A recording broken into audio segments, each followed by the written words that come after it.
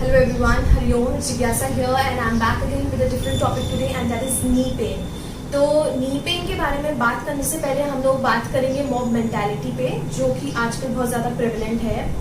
तो जब भी आप कोई भी आसन देखते हैं या कोई भी आप फ्लो देख रहे हैं, कोई भी एक्सरसाइजेज आप देख रहे हैं, उसको ट्राई आउट करने से पहले प्लीज़ अपने बॉडी का सेल्फ एनालिसिस करिए, अपने बॉडी को रीड करिए कि क्या आपका भी वही लेवल ऑफ मोबिलिटी है बॉडी में, या क्या आपका वही बॉडी स्ट्रक्चर है या बॉडी का मेकिंग है जैसा कि नेक्स्ट पर्सन का है जिसको आप देख रहे हैं। सो उसके according you need to set your schedule और उसके हिसाब से आप अपने आसनों को बहुत वाइजली चूज करिए।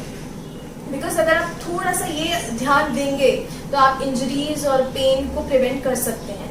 एंड एज की मैं बात करूँ तो अगर 60 प्लस का जो एज ग्रुप है उनको बहुत ज़्यादा कॉशियस रहना पड़ेगा अपने आसनों को चूज करने पर। Because at a certain age आप अगर इंजर्ड होते हैं या आपको पेन अगर कोई आता है तो उस पर्टिकुलर एज ग्रुप में आफ्टर 60 जो हीलिंग प्रोसेस है बहुत स्लो होने लगता है। तो सिर्फ यहाँ पे 60 प्लस की ही मैं बात नहीं करूँगी, बिकॉज अभी जो सेडेंट्री लाइफस्टाइल है हर एक यंगस्टर का, उनको भी रेमेटॉइड अर्थराइटिस या ऑस्टियोपोरोसिस की बहुत शिकायत आ रही है। तो ये चीज़ हर किसी इंसान के लिए है, every age group, for every age group this is applicable. Then हम लोग बात करेंगे यहाँ पे स्पिरिचुअल और मेटाफिजिकल रीजंस की जिसकी वजह से नी पेन होता है। और जो सबसे पहला है मेटाफिजिकल रीजन, जो इमोशनल एनर्जी होती है वो बहुत ज़्यादा लोडेड हो जाती है आपकी नीज में। जो इमोशनल एनर्जी है वाटर, एक्चुअली जो बॉडी में आपकी वाटर एलिमेंट है, that is a spiritual या connected to yoga, the 5 elements in your body, and उसमें से जो lower extremity में है वो है water and earth element। तो water जो है वो hold करता है emotion energy को। तो जब वो emotion energy को hold करता है उसकी वजह से आपका जो lower extremities है वो बहुत heavy होने लगती हैं, because कहीं ना कहीं आपने physical tension दिया ही है, and physical tension दिया है तो जो प्राण का flow है that is not properly, and because of that reason कहीं ना कहीं जो इमोशनल एनर्जी थी आपकी वो उसका एग्जाम्पल मैं देती हूँ, जैसे कि रेजिस्टेंस टू सरेंडर, या मे बी वो इमोशनल एनर्जी को आप डील नहीं कर पा रहे हैं या उससे लड़ नहीं पा रहे हैं या कोप नहीं कर पा रहे हैं उस पर्टिकुलर सिचुएशन से। तो ये रीजन हो सकता है। देन साइको इमोशनल रीजन भी हो सकता है इसके पीछे, या अलग अलग इमोशंस हैं जैसे हमारे फियर है, एंग्जाइटी है, फ्रस्ट्रेशन है, डिप्रेशन है, स्ट्रेस है। इन सारे कारणों की वजह से भी आपका जो एलिमेंट है वो बहुत ज्यादा हैवी हो सकता है, भारी हो सकता है। आपके जो तत्व, पंच तत्व में से 2 तत्व जो मैंने अभी आपको बताए, एलिमेंट जो वाटर एंड अर्थ एलिमेंट। तो स्पिरिचुअली अगर हम इसको और कनेक्ट और डीपली जाएं इसमें, तो आपका जो मसल्स हैं वो आपकी वाटर एलिमेंट होती है, और जो आपकी जॉइंट्स या बोन्स होती है वो अर्थ एलिमेंट होती है। तो कहीं ना कहीं आपको इसको रिलैक्स करना है, एंड रिलैक्स करने के लिए क्या करना है आपको, जो आपका अपान प्राण है, आपने प्राणों के बारे में सुना होगा और मैं इसको योग की भाषा में ही आपको एक्सप्लेन करना चाहूंगी, because I am not a doctor, so need to understand it in a yogic way. So अगर आपको जो लोअर बॉडी है उसमें आपके लोअर एक्सट्रीमिटी, मतलब जो टंग से नीचे का हिस्सा है वो आपका लोअर एक्सट्रीमिटी हो गई, तो उसमें अपान प्राण है आपका। सो उसको आपको प्राण में कन्वर्ट करना है, प्राण का फ्लो, लाइफ फोर्स जिसको हम बोलते हैं, उसमें कन्वर्ट करना है, ताकि आपके बॉडी में जो भी ब्लॉकेजेस हैं वो पूरी तरह से रिमूव हो। तो इसके लिए आपको क्या करना होगा, आपको इसके लिए जो भी आप आसन करते हैं उसमें आपको अपने मेजर जो जॉइंट्स हैं उनकी ओपनिंग या उनका वार्म अप बहुत जरूरी है। अगर सपोज एग्जांपल में दे रही हूँ, अगर आप पद्मासन करना है, पद्मासन आप डायरेक्टली मत करिए। पद्मासन करने से पहले आप बद्धकोण आसन या भरद्वाज आसन या गोमुख आसन की प्रिपरेशन करिए, तब जाकर आप पद्मासन करिए। मतलब प्रिपरेशन होना चाहिए हर एक किसी आसन को करने के लिए, नहीं तो आप अपने जॉइंट्स को इंजर करेंगे। देन सेकेंडली आप क्या कर सकते हैं, मैंने इससे आपको स्ट्रेचिंग बताई। स्ट्रेचिंग आपको अपने लोअर नी का जो आपका नीचे का हिस्सा है इसकी स्ट्रेचिंग आपको करनी है, जिससे कि आपका जो मस्कुलर टेंशन है वो कम हो, मसल्स आपकी अच्छे से बिल्डअप हो, प्लस आपकी मसल्स स्ट्रॉन्ग। यहाँ पे अगर हम देखें तो आपका अगर सन की एनर्जी अगर जब लो होती है आपकी बॉडी में, तो कहीं ना कहीं आपका डाइजेशन अच्छा नहीं होता है, तो उससे भी आपको नी पेन का प्रॉब्लम आ सकता है, क्योंकि अगर आपका डाइजेशन अच्छा नहीं है तो वायु विकार आपकी बॉडी में होंगे। तो जो एयर का जो आउटब्रेक है आपकी बॉडी में इतना तेजी से होगा कि वो आपकी जॉइंट्स को अफेक्ट करेगा और आपके जॉइंट्स में एयर का कंपोजिशन बढ़ जाएगा। जैसे कि हम इसको जैसे हम त्रिदोष की बात करते हैं, वात पित्त कफ, तो आपका जो वात का कंपोनेंट है, वात कंपोनेंट इंक्रीज हो जाएगा, एयर का कंपोनेंट इंक्रीज हो जाएगा आपके जॉइंट्स पे, स्पेशली नीज पे। तो इस वजह से जैसे आपका नाइट्रोजन कंटेंट है या यूरिक एसिड है और कार्बन डाइऑक्साइड का कंटेंट है, वो मैक्सिमम बढ़ेगा और आपके ब्लड में कार्बन ऑक्सीजन का लेवल कम होगा। तो इस चीज पे आपको ध्यान देना, आपको ये सारी चीजों को पहले थोड़ा सा समझना है, देन उसके बाद ही मैं आपको आसन को और अच्छे से समझा सकती हूँ, आप आसन को और अच्छे से समझेंगे। बिकॉज अगर आप ये बैकग्राउंड नहीं जानेंगे ना, तो आप अपने पेन का रीजन ही नहीं जान पाएंगे, अपने इंजरी का रीजन ही नहीं जान पाएंगे कि आपको पेन क्यों हुआ या इंजरी क्यों हुई। बिकॉज आप जब डॉक्टर के पास ही भी जाते हो तो you ask him the reason कि क्यों हुआ या क्या प्रॉब्लम है। आप सीधे जाकर के दवाई नहीं लेके आते। First you need to understand the things कि क्या इसके पीछे रीजन है। अगर फिर भी ठीक नहीं हो रहा है तो then you can consult your doctor, but first you need to understand the whole scenario कि क्या एक्चुअल में प्रॉब्लम है, आपके पेन का कारण क्या है। So this is the actual spiritual reason. तो जो स्पिरिचुअल जो सन है, सन का जो सन की जो स्पिरिचुअलिटी है या जो उसकी एनर्जी है वो बहुत इंपॉर्टेंट है आपकी बॉडी में होना।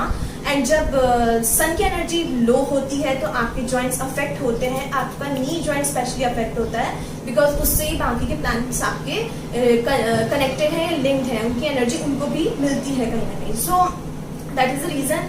एंड साइंटिफिकली मैं बोलूंगी कि आप लोग अपना जो बॉडी का पोस्चर है, वॉकिंग स्टाइल है एंड सिटिंग पैटर्न है एंड आपका फूड का जो प्लेसिंग है उसको प्लीज ध्यान दीजिए। एंड साथ ही साथ अलाइनमेंट में ध्यान दीजिए। हाइपर एक्सटेंशन अगर नीज में अगर हो रहा है आपके तो उसका भी प्लीज ध्यान दीजिए, ये बहुत जरूरी चीजें हैं। अब नेक्स्ट सेगमेंट में आपको मैं आसन के बारे में बताऊंगी कि कैसे हम अपने आसनों को बहुत इफेक्टिवली कर सकते हैं और उसी के साथ साथ उनको कैसे करके हम अपने नी पेन को प्रिवेंट कर सकते हैं। बिकॉज आपको नी पेन को प्रिवेंट तो करना है, बट कैसे बिना उस पर ज्यादा वजन डाले आपको उनका मूवमेंट करना है बहुत ज्यादा।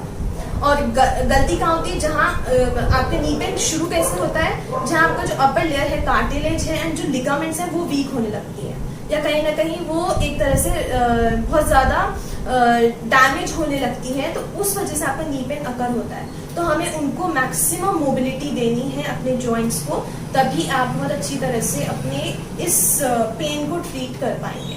तो will just try out few asanas in a next segment. So we'll be starting with the asanas. So first one जो आपके नी पेन के लिए बहुत इम्पोर्टेंट है वो है correct sitting posture. So because जब आपका नी पेन की हम बात करते हैं तो आपका सिटिंग बहुत इम्पोर्टेंट है, आपकी ये फीवर बोन बहुत इम्पोर्टेंट है। तो सबसे पहला आसन है दंड आसन। तो उसमें आपको कुछ प्रॉप्स की जरूरत है, लाइक 2 ब्रिक्स इनफ है एंड एक बेंच। तो इतना आपको एटलीस्ट अरेंज करना पड़ेगा। देन अगर आपका स्पाइन, अगर आपकी स्पाइन सीधी नहीं होती है तो आप एक कुशन ले सकते हैं बैठने के लिए। अगर आपकी बैठ की स्पाइन सीधी होती है तो इसकी जरूरत नहीं है। तो अगर आप जैसे इस तरह से सीधे बैठ पाते हैं तो देन इट्स ओके। इस तरह से अगर आप नहीं बैठ पाते तो आप कुशन यूज करें।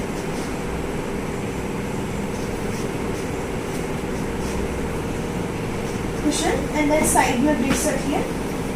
देन बेल्ट को या तो आप इस तरह से नकासे करिए या पश्चिमोत्तानासन हम कह सकते हैं, ये हमारा नेक्स्ट आएगा, या अदरवाइज आप दोनों हाथ को ब्रिक पे रखिए और अपने शोल्डर्स को पीछे रोल करिए और इस तरह से स्पाइन को स्ट्रेट करके बैठिए।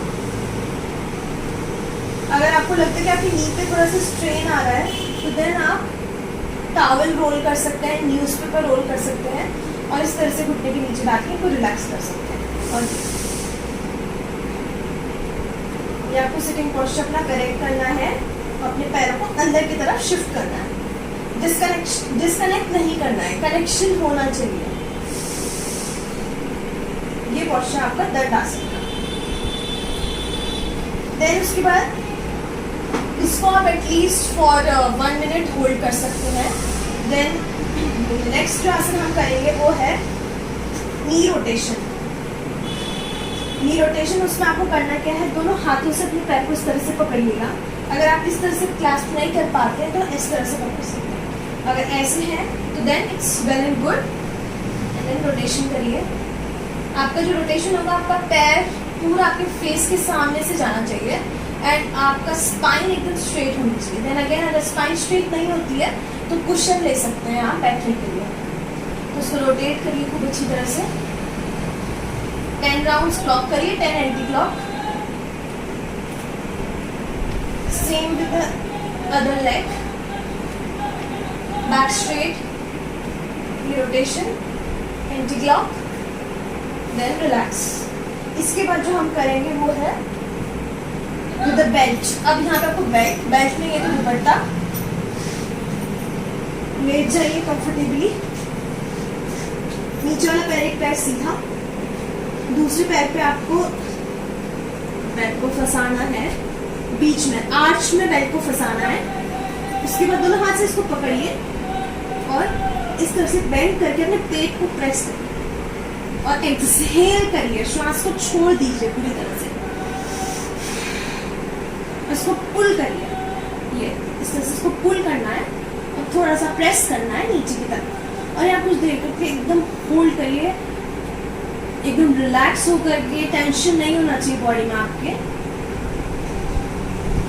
एटलीस्ट फॉर अ मिनट आप होल्ड कर सकते हैं यहाँ पे। आपको ये ट्रैक्शन देना है, इसको खींचना है अपनी तरफ और पैर को नीचे भी प्रेस करना है। देन चेंज, दूसरे पैर से खींचिए और प्रेस करें।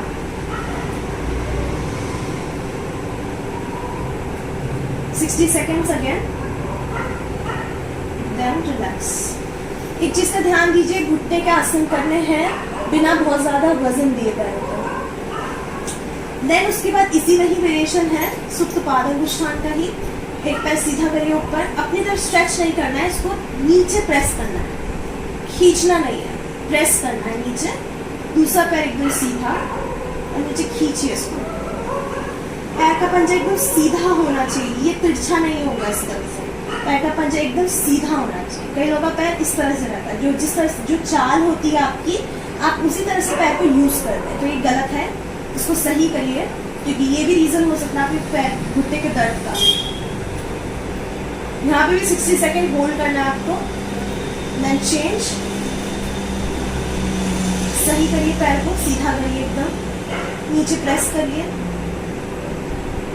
Then change. ये 2 वेरिएशंस थे। अब उसके बाद नेक्स्ट जो आपको करना है, आपको फिर मैं बैक सपोर्ट दीजिए, स्पाइन का सपोर्ट। कुशन पे बैठ जाइए और पैर सीधे, एक पैर अंदर की ओर इस तरह से, अंदर जो आपकी इनर थाई है उससे प्रेस करिएगा पैर को इस तरह से। और ये पैर एकदम घुटना पीछे की ओर थोड़ा सा, ये पैर एकदम सीधा, पैर का पंजा ये गिरना नहीं चाहिए, एकदम सीधा होना चाहिए। बेल्ट का यूज करिए अगेन, थोड़ा सा इसको बेल्ट को शॉर्ट करिए। अब ये पैर अगर आपका ऐसे है तो ये गलत है, इसको ये पोजीशन होनी चाहिए। अब इस तरह से पकड़िए and chest open, shoulder rolled, back straight and कुछ देर होल्ड करिए इसे और इसको अंदर की तरफ खींचिए।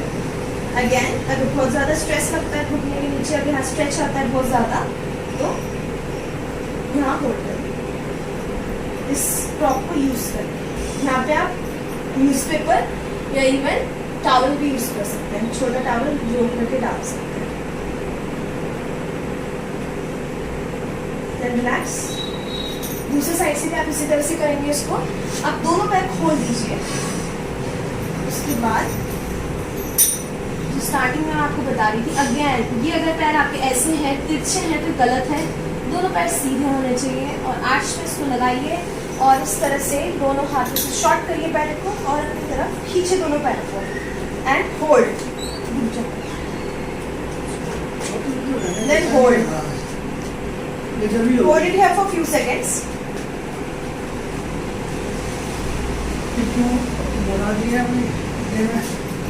The last आसन जो आपको करना है वो है इन्वर्जन पोज, हाफ इन्वर्जन जिसको हम बोल सकते हैं, विपरीत करनी। बिकॉज सबसे इम्पोर्टेंट है क्योंकि नीज हमारे बहुत ज़्यादा like major weight bearing joints हैं, तो उनको रिलैक्स करना बहुत ज़रूरी है। तो लास्ट में आप क्या करेंगे, पोस्टर आपने ऐसे लगाया हुआ है वॉल के सपोर्ट से, यहाँ पे आप कुछ 3-4 ब्लैंकेट्स यूज़ कर सकते हैं। अगर ऐसा नहीं है आपके पास कोई प्रॉप, तो इसको दीवार के अगेंस्ट ऐसे लगा दीजिए एंड देन उसके बाद साइड से बैठिए। इजी तरीका है ये, साइड से बैठिए और दोनों पैरों को ऊपर करिए और लेट जाइए परफेक्टली। यहाँ पे कुछ देर होल्ड करना, relax at least for 5 minutes you can do this. then धीरे से वापस and relax. so ये कुछ सीक्वेंसेस थे जो आपके नी पेन में काफ़ी हेल्पफुल है। डोंट डू एक्स्ट्रा वर्क, अपने घुटनों को बहुत एक्स्ट्रा वर्क मत करवाइए जिससे कि उनका वियर एंड टियर हो। उतना ही यूज़ करिए जितनी आपकी सामर्थ्य है, जितना आपकी बॉडी अलाउ कर रही है आपको यूज़ करने के लिए। एक्सेसिव हाइपर एक्सटेंशन नहीं होना चाहिए आपके जॉइंट्स का। So with this I just end this session and I see you in the next video. Till then bye, Hari Om.